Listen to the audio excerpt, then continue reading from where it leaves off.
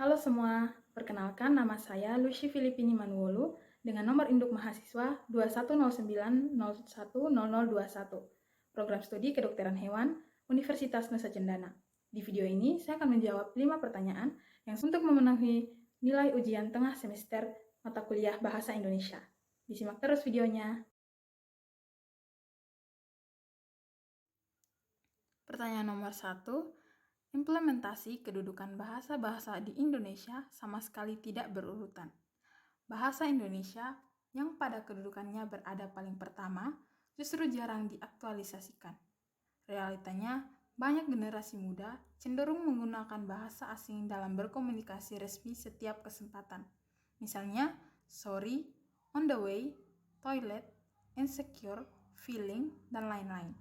Jika Anda adalah generasi muda yang menjunjung tinggi bahasa negara dan nasional kita, solusi apa yang Anda tawarkan agar kedudukan bahasa di Indonesia benar-benar diimplementasikan?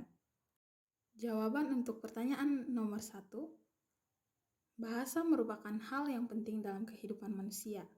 Bahasa berfungsi sebagai alat komunikasi antar manusia untuk saling memahami. Selain itu, bahasa juga berfungsi sebagai identitas suatu negara atau kelompok masyarakat tertentu. Indonesia sendiri memiliki identitas yang cukup unik yang membedakan dengan bangsa lain. Identitas yang terbentuk melalui proses sejarah yang panjang ini tidak boleh hilang atau dilupakan. Pemuda sebagai generasi penerus bangsa memiliki kewajiban untuk menjaga dan melestarikannya, apalagi dalam penggunaan bahasa Indonesia yang setiap tahun terlihat semakin miris. Remaja saat ini lebih sering berbicara menggunakan bahasa asing, misalnya penggunaan kata on the way, sorry, I don't know, dan lain-lain. Hal ini membuat eksistensi bahasa Indonesia mulai terpinggirkan dan tentunya otomatis menjadi benih bagi terbentuknya krisis identitas bagi bangsa Indonesia. Pembelajaran bahasa Indonesia di perguruan tinggi harus kontekstual. Selain berorientasi pada pemahaman bahasa dan fungsinya, mahasiswa harus dituntun untuk menguasai teknologi, penyajian data, dan kualitas sumber daya manusia.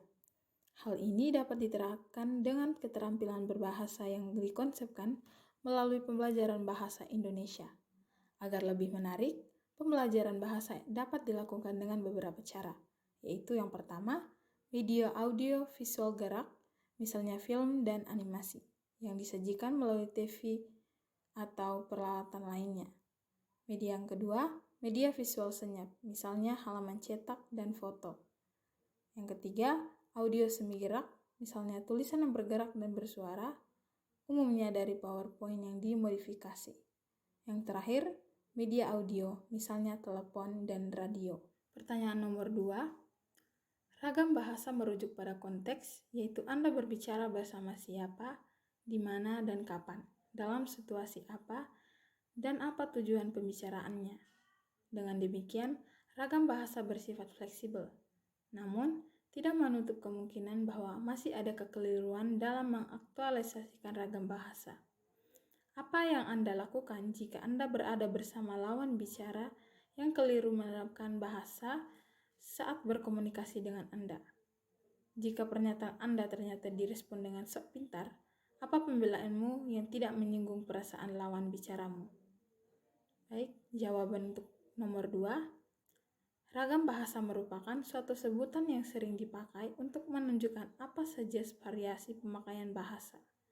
Ragam bahasa dapat timbul karena latar belakang budaya, sejarah, ataupun letak geografis.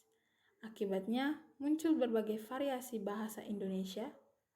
Dalam konteks apabila lawan berbicara keliru dalam menerapkan ragam bahasa saat berkomunikasi, kemudian saya memberikan tanggapan dan tanggapan saya direspon dengan sok pintar, maka pembelaan yang saya lakukan adalah dengan tidak membalas dengan bahasa yang kasar kepada lawan bicara saya, karena saya menghargai kemungkinan dia keliru dalam menggunakan ragam bahasa karena faktor lingkungan sekitarnya, sehingga menjadi kebiasaan dalam menggunakan ragam bahasa yang keliru. Adapun jika saya membalas dengan bahasa yang kasar, maka saya akan terjadi perdebatan, sehingga jika mendapat respon yang sebaliknya, maka saya lebih memilih untuk berbicara dengan cara yang lebih halus dan dengan menggunakan bahasa Indonesia yang mudah dipahami dan dapat diterima oleh lawan bicara saya. Misalnya ketika dia mengatai saya sok pintar, saya akan membalas dengan kalimat yang lebih sopan dan halus seperti, "Mohon maaf, sebelumnya saya bukannya sok pintar atau melebihi pengetahuan orang lain, tetapi yang Anda katakan masihlah sedikit keliru. Mungkin bisa dirubah sedikit agar bahasanya lebih tepat agar orang lain yang mendengar kita dapat memahami dengan baik apa yang kita katakan atau yang kita maksudkan." Pertanyaan yang ketiga, kesalahan penulisan atau pengetikan dalam bahasa Indonesia tidak diterima sebagai bentuk kekeliruan tetapi keterlaluan. Misalnya, Anda mengetik kata malam, tetapi yang Anda ketik makan. Perbedaan satu huruf mengakibatkan terjadinya perbedaan makna. Dalam bahasa Indonesia, perbedaan bentuk selalu berimplikasi pada perbedaan makna. Apa yang akan Anda jelaskan jika Anda diberikan sebuah teks bacaan yang sebagian kata-katanya tidak diketik atau ditulis secara benar? Kemudian, apa yang akan Anda sarankan sebagai acuan kebenaran penulisan atau pengetikan setelahnya? Jawaban untuk soal nomor 3, bahasa Indonesia mengalami perkembangan yang sangat pesat sebagai dampak kemajuan ilmu pengetahuan, teknologi, dan seni. Penggunaannya pun semakin luas dalam beragam ranah pemakaian, baik secara lisan maupun tulis.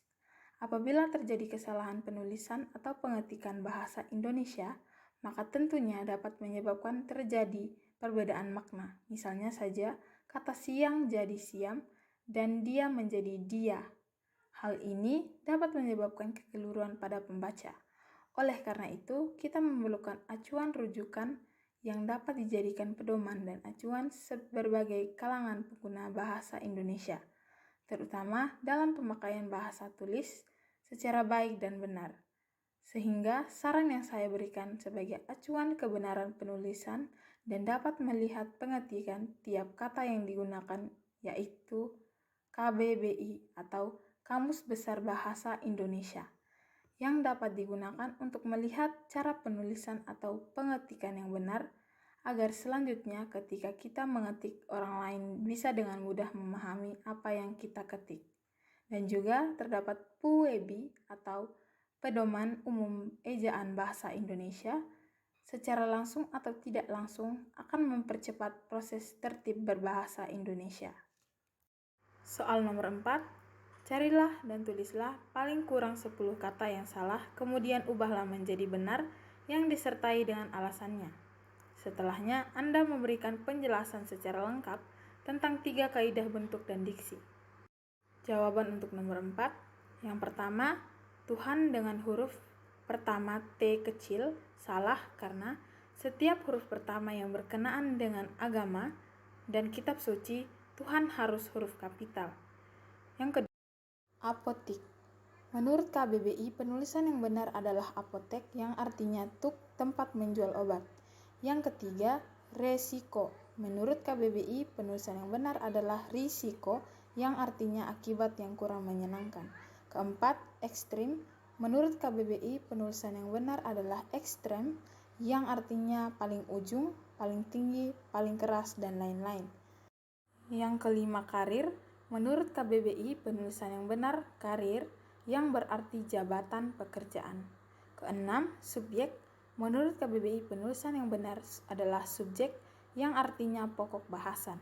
Ketujuh, hierarki. Menurut KBBI, penulisan yang benar adalah hierarki yang artinya urutan tingkatan. Kedelapan, hakikat. Menurut KBBI, penulisan yang benar adalah hakikat yang intinya inti sari atau dasar. Kesembilan, kwitansi. Menurut KBBI, penulisan yang benar adalah kwitansi. Kesepuluh, insyaf. Menurut KBBI, penulisan yang benar adalah insaf yang artinya sadar. 3 kaidah bentuk dan diksi. Yang pertama, kebenaran. Syarat kebenaran. Kata yang benar adalah kata yang mengikuti kaidah tata bahasa atau morfologi dan sintaksis. Contohnya, Aris sudah mengetahui tentang berita itu. Aris sudah tahu tentang berita itu. Manakah kata yang tidak benar dari kaidah kalimat di atas? Jawabannya, pada pemilihan kata tentang, kata mengetahui tergolong verba transitif yang dapat diikuti secara langsung oleh objek atau berita itu. Jadi, kata tentang sebagai preposisi tidak perlu dipakai. Sementara itu, verba intransitif tahu tidak dapat diikuti oleh pelengkap atau berita itu secara langsung, karena itu wajib diikuti preposisi tentang. Yang kedua, ketepatan. Syarat kecermatan, kata cermat adalah kata yang dalam konteks tertentu tidak lebih atau tidak kurang, tidak rancu dan bersifat idiomatis. Yang ketiga, kelaziman. Syarat kelaziman, kata lazim adalah kata yang penggunaannya sudah diterima oleh umum, misalnya penggunaan kata bersinonim. Contohnya, penggunaan kata sekarang dan kini. Apakah kedua kata ini dapat digunakan dalam konteks yang sama? Mari kita simak contohnya. Yang pertama, kita berangkat sekarang atau besok? Sekarang saja. Kita berangkat kini atau besok? Kini saja. Kata kini tidak digunakan berdiri sendiri. Juga tidak digunakan sebagai atribut untuk menerangkan nomina dan verba pada kalimat. Soal nomor 5. Carilah dan tulislah paling kurang 5 kalimat yang tidak efektif, kemudian ubahlah menjadi efektif yang disertai dengan penjelasannya. Jawaban untuk pertanyaan nomor 4. Kalimat yang pertama, Danau Toba yang terletak di Sumatera Utara. Kalimat tersebut merupakan kalimat tidak efektif karena menggunakan kata yang. Kata tersebut menunjukkan ketidakjelasan bahwasanya Danau Toba ada di beberapa daerah atau tempat yang berbeda. Sehingga agar menjadi kalimat efektif, maka hilangkan kata yang. Sehingga akan menjadi kalimat berikut. Danau Toba terletak di Sumatera Utara. Kalimat tersebut menjelaskan bahwasanya Danau Toba hanya ada satu tempat yang berada di Sumatera Utara. Kalimat yang kedua, ada satu objek di kota Bandung yang indah dan asri. Terdapat penggunaan kata ganti yang kurang tepat dalam kalimat tersebut, sehingga kalimat itu menjadi kalimat yang tidak efektif.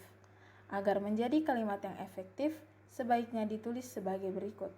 Di kota Bandung ada salah satu objek wisata yang indah dan asri. Kalimat yang ketiga, banyaknya wisatawan yang selalu mengunjungi Pantai Pandawa membuat pantai ini tidak pernah sepi pengunjung. Penggunaan kata yang bertele-tele dalam kalimat tersebut mengurangi keefektifan sebuah kalimat. Contohnya dalam penggunaan kata ini, di mana dalam kalimat terdapat pengulangan kata yang tidak perlu. Kalimat tersebut akan menjadi efektif apabila susunan kalimat tepat dan dalam menggunakan kata sewajarnya, sehingga kalimat tersebut menjadi lebih efektif. Hal ini dapat ditunjukkan dalam kalimat berikut. Banyaknya wisatawan yang selalu mengunjungi Pantai Pandawa membuat pantai tidak pernah sepi pengunjung. Kalimat yang keempat, sampah adalah bahan yang terbuang atau yang sengaja dibuang yang berasal dari aktivitas manusia maupun proses dari alam yang belum memiliki nilai ekonomi. Penggunaan konjungsi yang berlebihan dan semakna dapat menimbulkan ketidakefektifan sebuah kalimat. Dalam kalimat tersebut banyak menggunakan kata-kata yang tak berguna, sehingga kalimat tersebut dianggap bertele-tele dari tujuan penulisan. Untuk lebih efektif dari kalimat tersebut, seharusnya sampah adalah bahan terbuang dan sengaja dibuang berasal dari aktivitas manusia maupun proses dari alam yang belum memiliki nilai ekonomi. Kalimat yang kelima, saya dan teman-teman saya sampai di Pantai Sanur pada pukul 11 pagi. Penggunaan subjek ganda dan penggunaan kata-kata yang maknanya sama dalam kalimat tersebut ditemukan adanya penyimpangan terhadap prinsip-prinsip kehematan kata. Penyimpangan tersebut yaitu penggunaan kata yang maknanya sama, kata saya dan teman-teman saya yang menimbulkan ketidakefektifan dalam sebuah kalimat. Kalimat efektif yang seharusnya ditulis adalah kami sampai di Pantai Sanur pada pukul 11 pagi. Sekian video hari ini, terima kasih sudah menonton. Jangan lupa tekan suka, komen, dan berlangganan. Sampai jumpa di lain waktu.